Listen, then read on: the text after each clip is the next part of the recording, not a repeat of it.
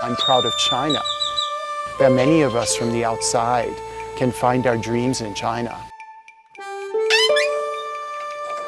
Hello, my name is Brian. Welcome to the Linden Center.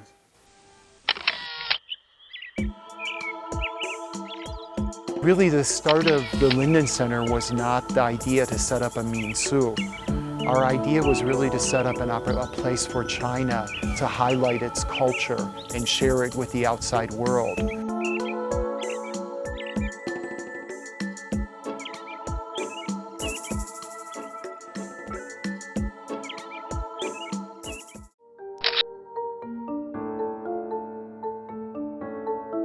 Was 1983. I was cleaning carpets in a University of Chicago professor's home. And he asked me, he said, really, is this all you want to do with your life? Is maybe clean carpets or... And I told him, of course not, but I said, I don't know really what to do. And he said, why don't you think about China? And he felt that China was going to make a big difference in the world.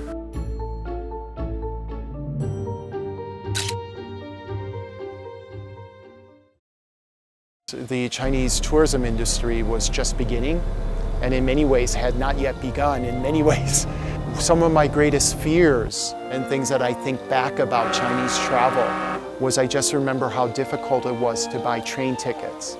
Wait in line for 2-3 hours. Often everybody would just say, mail, mail, mail. And I've spent over 200 nights on trains in China because I love to take trains and I love to interact with the people. I feel that a train forces us to sit down and slow down and talk with others.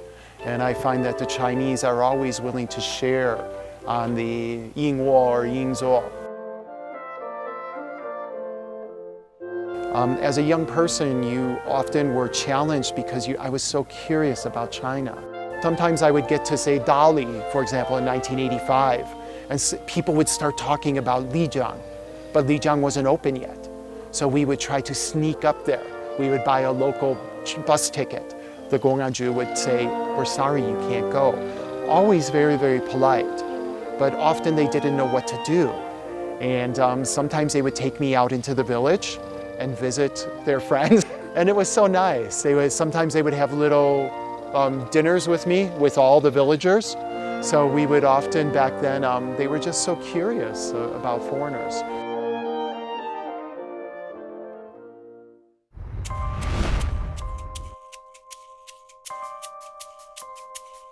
I helped set up projects around the world. My children started to get older. I felt that it was really unfair to everyone if I were traveling all the time. Jeannie and I felt, why don't we sell our home in America and take all our money and come to China, use some of the skills that we both had developed, maybe an education center in rural China that would allow foreigners to come to a more relaxed place, more authentic.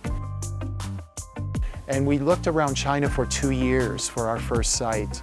And Xizhou is very, very special because I think the most important thing is the people were so open to us. The people are so welcoming.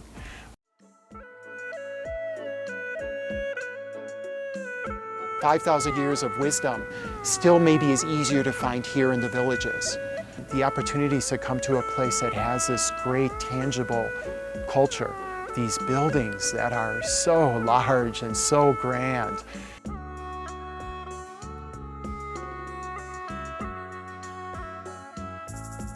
And what I think we need to do is not forget that, and we need to come up with ways to save that in some way.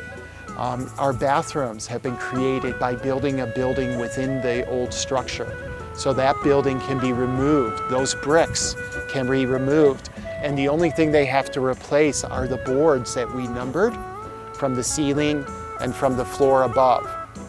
We viewed this with as much value and as much care and as much respect as anyone else would do that. And even more, I believe, because we were here and we understood the value of this, not just as a business, but what it meant as a tangible part of the world culture.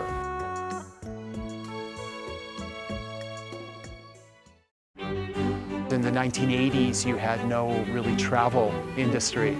And suddenly you have gone from really very few trips to, I think last year you had 4 billion domestic trips, within the country.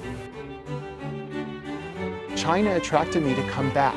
I came to China because I love it.